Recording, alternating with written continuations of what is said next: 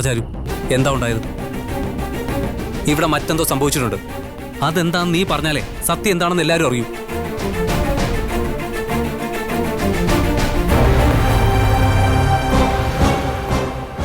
പറ ചാരു. ചേട്ടാ, ഞാൻ കാശ് തിരികെ കൊണ്ടുവയ്ക്കാൻ ചെന്നതാ.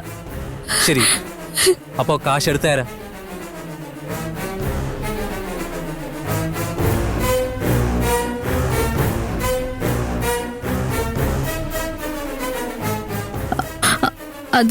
അതെങ്ങനെ പറയാനാ?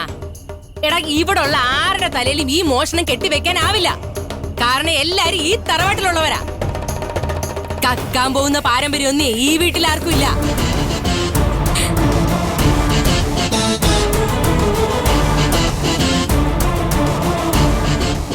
വേണമെങ്കിൽ നിനക്കൊരു കാര്യം ചെയ്യാം. ഗോവിന്ദന്റെ പേര് പറയാം. ഹേമമിണ്ടാതിരി.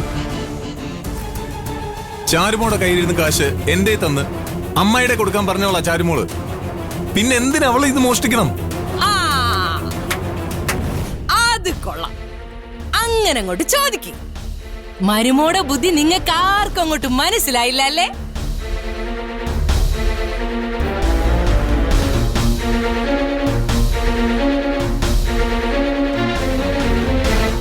അനിയത്തിയെ പഠിപ്പിക്കാൻ കാശ് വേണ്ടേ?